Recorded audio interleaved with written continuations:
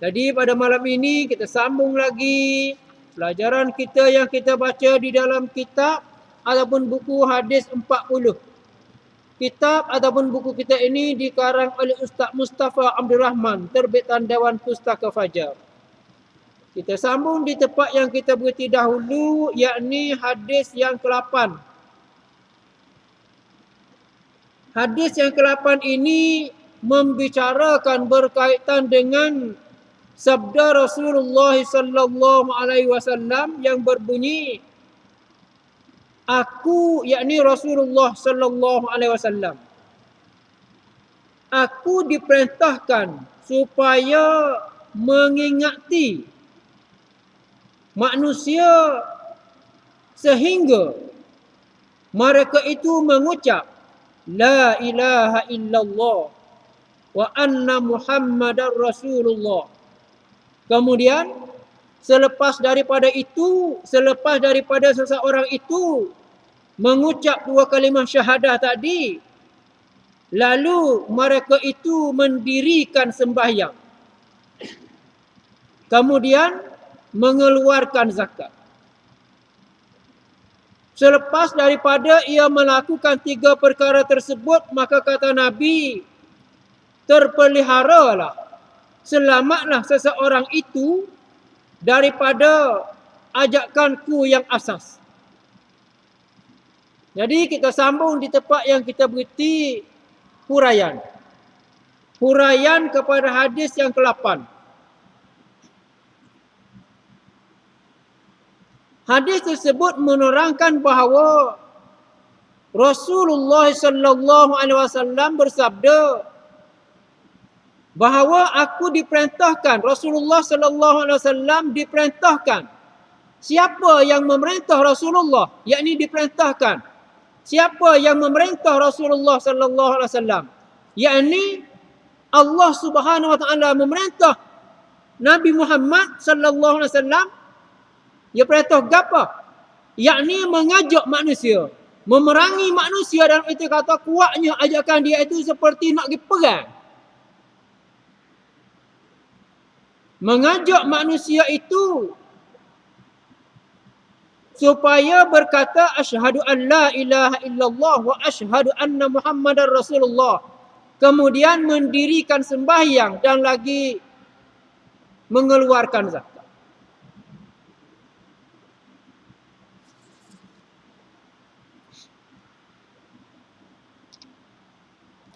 Manusia yang didakwah itu, yang diibaratkan memerangi itu, seolah-olah nak pergi perang. Sungguhnya Muhammad menjalankan perintah yang disuruh oleh Allah Subhanahu wa taala tadi, sehingga diistilahkan seperti memerangi. Bukan nak perang, tapi nak ajak. Kesungguhan ajakan dia tadi semacam nak perang.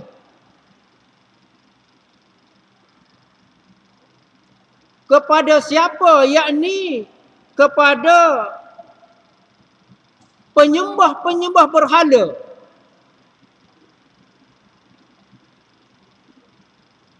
Yang sudah nyata penyembah berhala tadi ada permusuhannya dengan Allah Subhanahu wa taala. Siapa itu penyembah berhala? Yang kadang-kadang kita hari ini pun yang dilahirkan di dalam keadaan ayah Islam, mak Islam, kita juga Islam, yakni mungkin disebut Islam baka, Islam keturunan, juga sebagai penyembah berhala. Bukan masyarakat jahiliah Mekah sahaja penyembah berhala. Yang diistilahkan sebagai penyembah berhala dalam hadis ini iaitu ketika Nabi Muhammad sallallahu alaihi wasallam diutus menjadi rasul, ada 313 patung. 313 rekaan-rekaan bentuk-bentuk yang dicipta oleh bijak pandai ketika itu. Lalu diletak di sekeliling Kaabah. Bukan setakat diletak itu sahaja, tetapi ia menyembah di dalam arti kata sungguh-sungguh dia minta pertolongan dengan patung-patung yang dia cipta sendiri. Lalu ia minta apa yang dia mahu dengan patung-patung yang dia ciptakan itu. Dengan sebab itu, maka hadis ini memberitahu kepada kita, orang yang melakukan perbuatan seumpama ini sememangnya sudah nyata permusuhannya dengan Allah Subhanahu Wa Taala, yang kadang-kadang mengalir sehingga sampai ke rumah kita pada hari ini.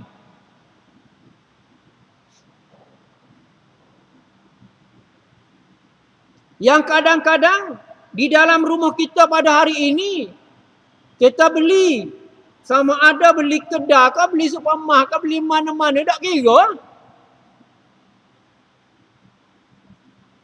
Yang kalau dahulu diciptanya, direkanya. Tetapi hari ini, kadang-kadang kita terlepas pandang. Dibelinya patung-patung tertentu, seperti patung bel ataupun sebagainya, yang semacam nampak seorang manusia yang lengkap. Ataupun dibelinya haiwan-haiwan yang semacam hidup. Yang mana ketika kita nak membeli tadi, alasannya kerana permainan ataupun perhiasan. Sekiranya permainan, kalau anak-anak nak main, kita tak marah lah. Ambil anak buat main pun. Dan kalau mak nak buat main, ayah nak buat main pun ambil lah.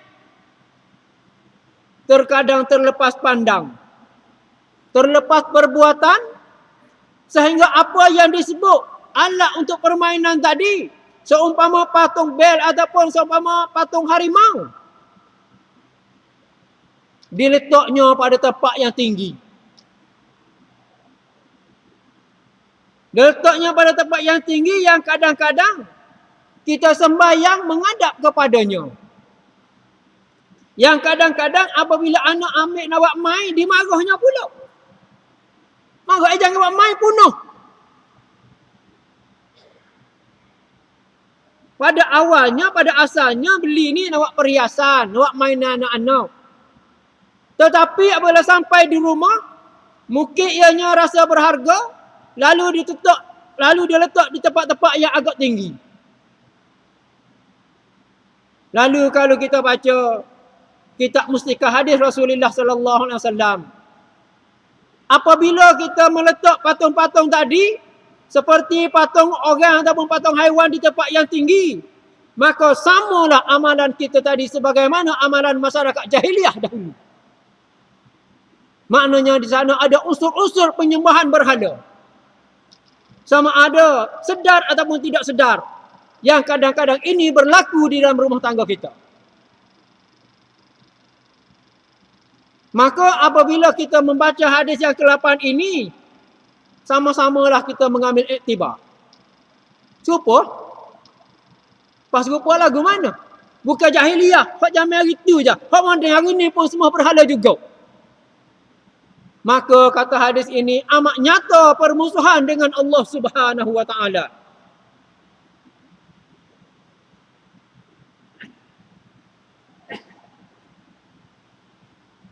Yang dimaksudkan dengan memerangi, yakni mengajak di sini, bukan hanya kepada orang-orang kafir sahaja. Yang Nabi menyebut dalam hadis kita ini, selain daripada orang yang tidak mengucap syahadah, orang yang mengucap syahadah juga Nabi mengajak. Ajak lagu mana? Macam saat ni, takut terlepas pandang. Lalu ia memperbaharui peringatan tersebut.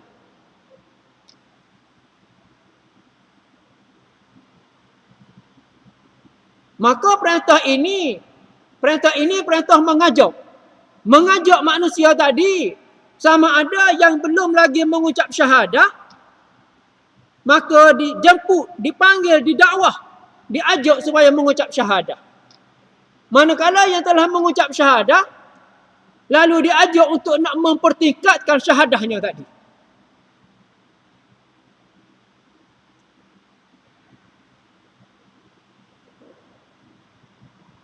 Jika mereka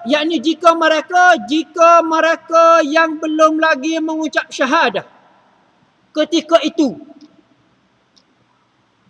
jika mereka tidak mahu bersyahadah atau bersembahyang atau berzakat, maka kerja Nabi sallallahu alaihi wasallam akan dakwah mereka itu.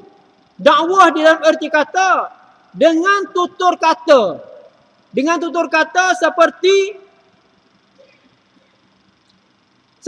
dikatanya, kamu menyembah berhala, yang mana berhala itu kamu menciptakannya, kamu membuat berhala, kemudian kamu memohon daripada patung yang kamu buat tadi untuk kamu nak dapatkan sesuatu. Cuba kamu fikir dengan akal yang waras, adakah patung yang tidak bernyawa, yang tidak boleh bergerak, yang tidak boleh memberi bekas itu boleh memberi sesuatu kepada kamu, wahai masyarakat jahiliah di kala itu?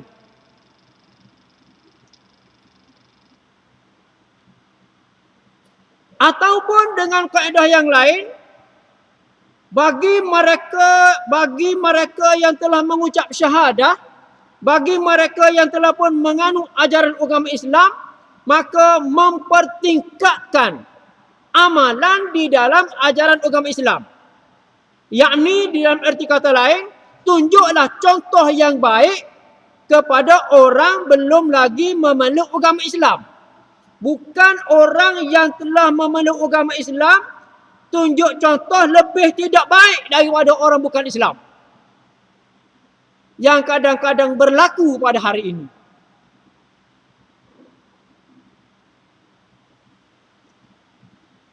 Berlaku macam mana? Sebagai contoh, sepatutnya orang yang telah memeluk agama Islam menunjuk contoh yang baik kepada mereka yang belum lagi mengucap syahadah, belum lagi Islam. Contoh macam mana?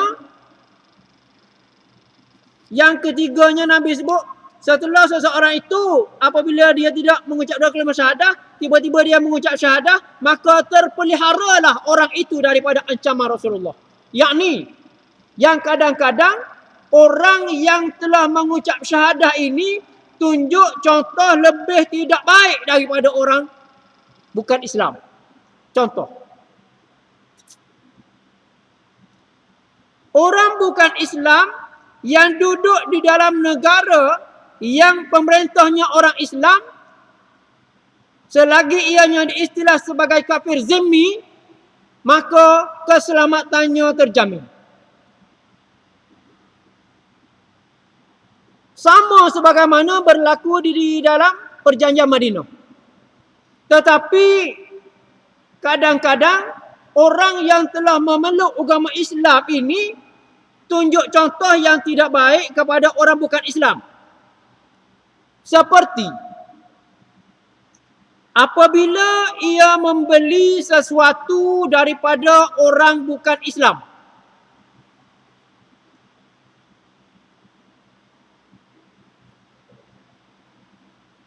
pembelian itu dibuat di dalam bentuk ansuran sebagai contoh.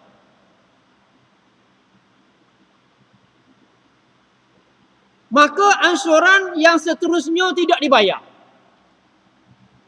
Orang Islam beli barang dengan orang bukan Islam dalam keadaan bayar ansuran, kemudian ansuran tidak dibayar. Apabila ansuran tidak dibayar, walaupun ianya bukan di kalangan orang Islam, maknanya orang Islam telah menunjuk contoh yang tidak baik kepada orang bukan Islam. Walaupun ada di kalangan sesetengah mazhab mengatakan apabila kita ambil harta orang bukan Islam tidak payah hantar balik. Tetapi yang muktamadnya, jamhur ulama'nya mengatakan sama ada orang Islam atau orang bukan Islam, apabila kita berhutang dengan dia wajib kita bayar. Jadi apabila orang Islam menunjuk contoh yang tidak baik, bukan tak sebayang, mentang-mentang dia ni bukan orang Islam, maka Nabi kata, aku juga memerangi golongan ini. Aku juga memerangi golongan yang telah lama memeluk agama Islam, tetapi tidak mengamalkan ajaran agama Islam. Aku juga memerangi golongan seumpama ini. Maknanya tidak ikut. Tak ikut apa yang Nabi buat. Gitu dia.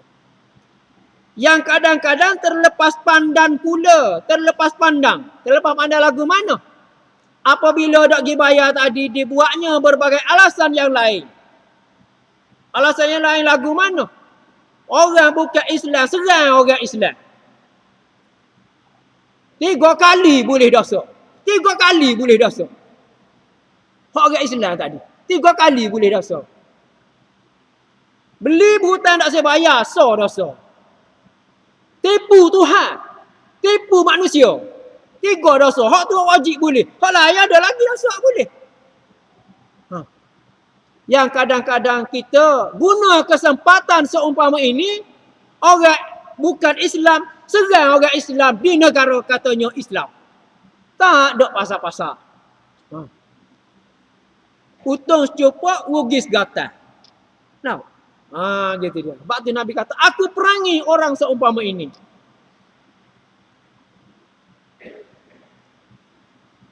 Kalau kita rujuk kepada piagam Madinah.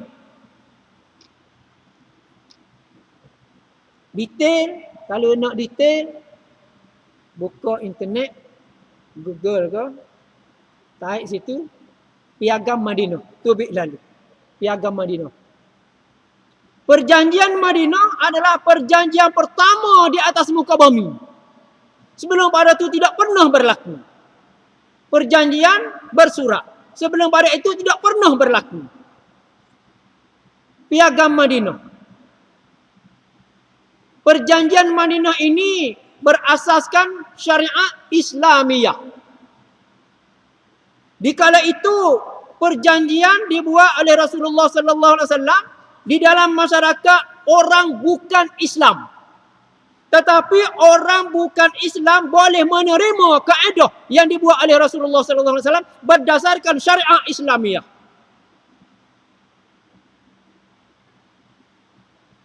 Perjanjian ini dibuat pada tahun pertama hijrah Rasulullah sallallahu alaihi wasallam daripada Mekah pergi ke Madinah. Dan ianya menjadi idola ataupun role model kepada perjanjian-perjanjian lain. Kerana perjanjian Madinah ini dibimbing dengan wahyu Allah Subhanahu Wa Taala dan daripada norma-norma, naluri-naluri masyarakat Madinah di kala itu. Yang mana perjanjian tadi tidak melibatkan adat-adat selagi ianya tidak bercanggah dengan syarak, buat tak apa. Ini perjanjian yang dibuat oleh Nabi sendiri. Nabi tak marah. Buatlah adat. Kalau dama daripada suku kaum mana, buatlah. Selagi adat tadi tidak bercanggah dengan syahadah. Yang mana penduduk Madinah di kala itu daripada berbagai bangsa, keturunan dan adat. Di antara bangsa ataupun suku kaumnya terdiri daripada 20 suku kaum di tanah Madinah ketika itu. Ada 20 suku kaum. Seperti suku kaum Auf, suku kaum Haris, suku kaum Najar, suku kaum Sa'idah dan sebagainya. 20 suku kaum. Ini suku kaum yang beragama Islam, yang telah memeluk agama Islam. Walaupun tidak semua di kalangan suku kaum dia tadi memeluk agama Islam, tetapi telah ada daripada suku kaum ini telah memeluk agama Islam.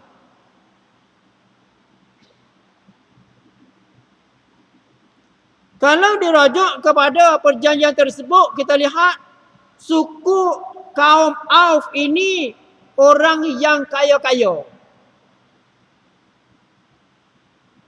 Orang yang kaya-kaya. Orang kaya-kaya tidak kahwin dengan orang miskin-miskin. Ketika sebelum dia buat perjanjian Madinah. Awak demo, mungkin ni.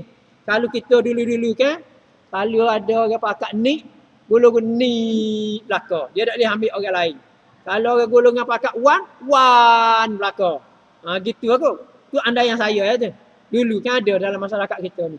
Kalau nak cari anak juga, kita ni weh. Ada boleh cari orang biasa. Kita ni raja weh, tak boleh cari orang biasa. Kok gitu aku. Jadi suku kaum Auf ini orang yang kaya-kaya. Ada juga orang sesok tapi tak bilangan. Manakala suku kaum Haris, orangnya lemah lembut. Cakap beradak, tak kasar dak.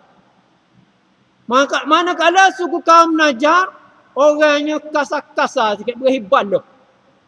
Sikit-sikit kira sutih, rayak awak mung. Rayak kata suku kaum ni kira. Tu dia. Manakala suku kaum Sa'idah, orang yang cantik-cantik. Orang comel-comel. Dia tak nikah dengan awak lain. Tak pakai uduh-uduh belaka dia kata. Dan sebagainya. Ketika perjanjian belum dibuat. Jadi perjanjian Madinah ini mengandungi 47 pasal. 47 section. 23 daripadanya perjanjian Islam sesama Islam. Di antara suku kaum dengan suku kaum yang lain.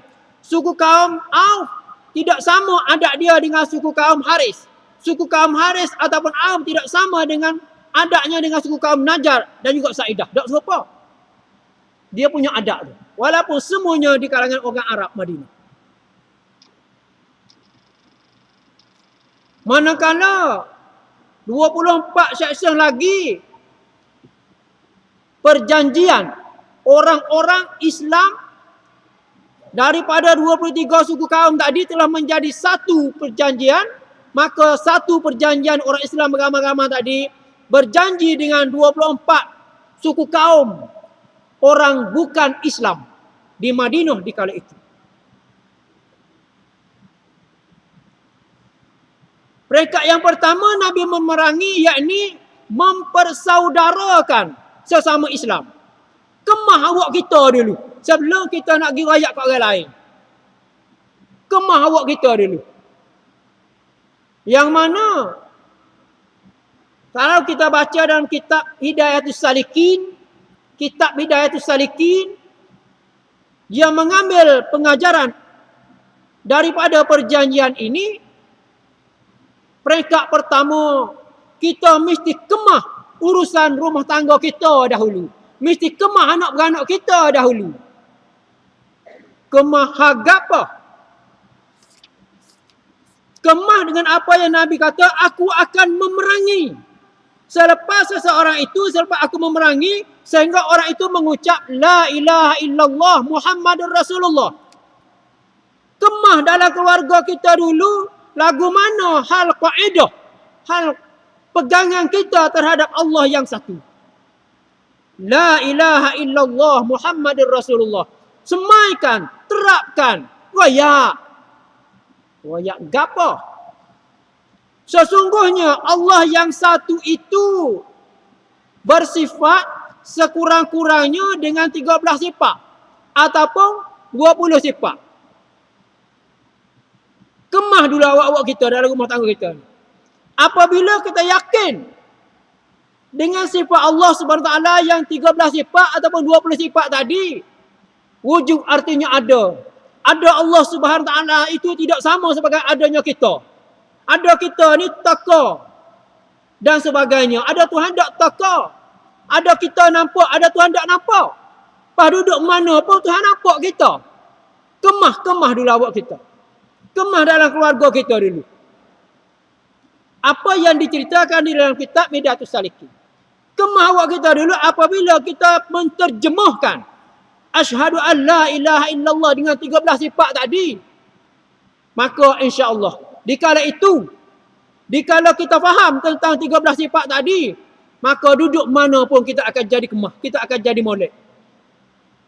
Sebab itulah di dalam perjanjian yang lain, Nabi buat perjanjian dengan orang kafir Quraisy ini.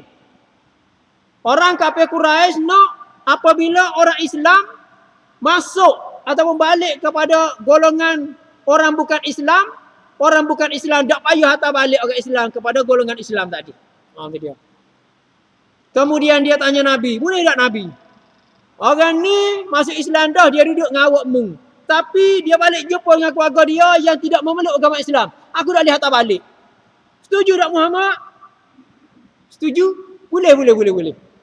Yang mana sahabat ketika itu hairan. Sebab apa?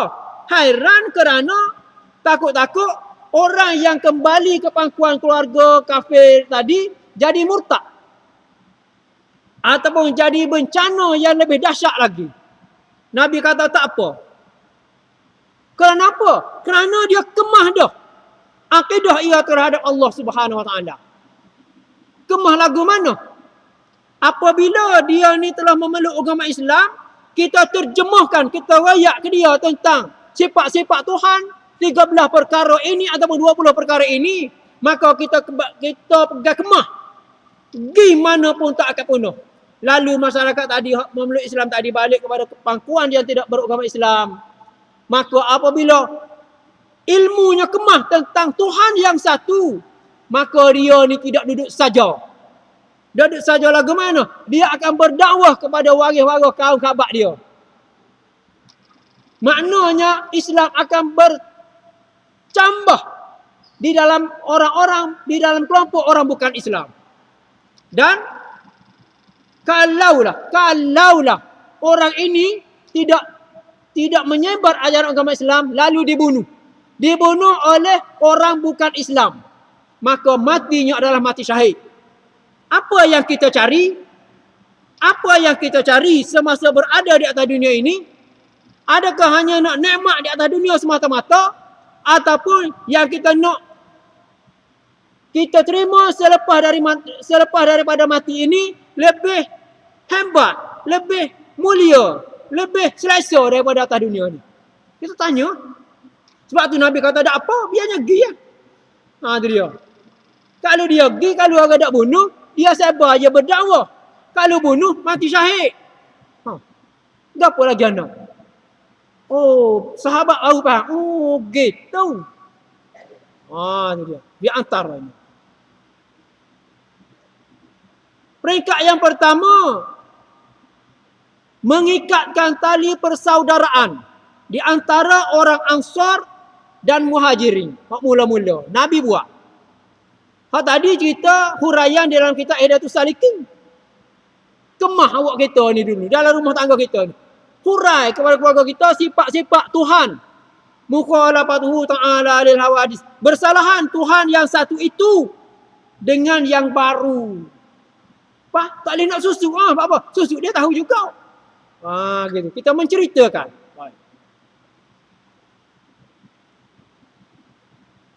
Apabila seseorang itu telah bersyahadah, lalu Nabi mempersaudarakan dia. Mempersaudarakan orang Muhajirin dengan orang Ansar. Muhajirin, orang yang berada di tanah Mekah. Hijrah pergi ke Madinah. Itu dia. Kemudian mempersaudarakan ia. Mengeratkan dia. Dengan kaedah memberitahu kelebihan-kelebihan apabila kita jadi bersaudara. Kita kelebihan. Kalau bermada, kalau setakat rakyat, hai demo ni jadi anak akak. Mana jadi? Tak tahu. Tetapi apabila kita menceritakan kelebihan-kelebihan hubungan silaturrahim, maka insya-Allah. Itu dia. Yang mana kalau kita tengok di dalam malam Isra' wal Mi'raj, malam Isra' Nabi kan, daripada Madinah ke Mekah ke Sidratul Muntaha, daripada Mekah pergi ke Madinah, naik ke Sidratul Muntaha, naik Imam Semayang. Di malam Isra' wal Mi'raj, suatu tempat Nabi nampak atas pintu masjid tu dia tulis Si Anung akan mati sekian-sekian tarikh. Kemudian selepas dibaca si Anung akan mati pada sekian-sekian tarikh, tiba-tiba masih ada lagi sampai hari ni. Lalu Nabi tanya, dah guana ni menyalahi qada dan qadar Allah Subhanahu wa taala. Lalu Nabi tanya kepada malaikat Jibril yang mana ketika itu sebagai pengiringnya di malam Isra wal Mi'raj. Guana yang jadi gini ni? Kau tu kata sen. Dah. Jibril kata dah. Pak guana. Dia jadi panjang umur dia ni. Kerana ia telah menghubungkan silaturahim yang telah lama putus dua saudara tersebut.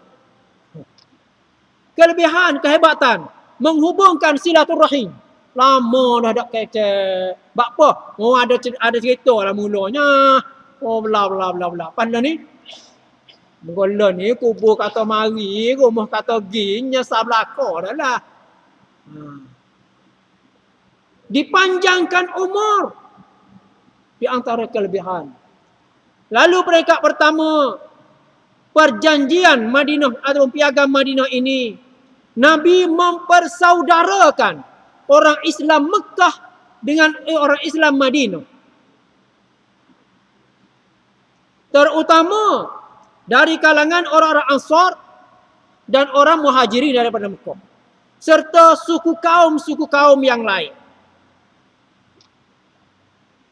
Kemudian yang kedua, 23 section tadi, semuanya perjanjian di antara orang Islam sesama Islam. Suku kaum Auf, yang kamu ini daripada golongan-golongan yang berada, golongan-golongan hartawan, boleh berkahwin dengan suku kaum Haris. Yang mana sebelum daripada itu tak berlaku. Suku kaum Haris orangnya lemah lembut tapi miskin. Terlalu berbudi bahasa. Tapi sesok. Gitu. Suku kaum Auf kata aku tak sing. Kau orang sesok. Aku nak orang kaya-kaya. Lalu awak-awak dia. Tetapi selepas daripada berlaku perjanjian piagam Madinah ini, maka suku kaum yang kaya boleh kahwin dengan suku kaum yang miskin. Kata di suku kaum Sa'idah pula. Nak kau kita orang comel-comel belakang. Suku kaum Sa'idah ni orang comel-comel. Orang comel-comel belakang. Ada juga udah tapi kanjir. Kita biar sesok pun tapi rupa parah ada weh. Sebelum ada itu. Tapi selepas daripada perjanjian dibuat, maka golongan-golongan yang lain berkasih sayang, maka boleh kahwin belakang. Tapi masing-masing kena jaga adat tata susila kelompok masing-masing selagi ia tidak bercanggah dengan syarat. 23 perjanjian Madinah ini adalah sesama orang Islam. Jadi hari ini kita kemah dulu anak-anak kita. Jadi dia. Kemudian 24 section lagi perjanjian di antara orang Islam dengan orang bukan Islam. Yang mana perjanjian tadi Nabi menyebut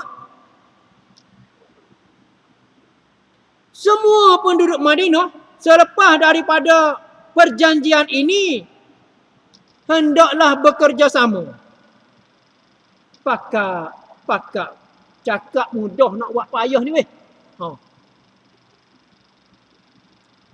Hendaklah bekerja sama.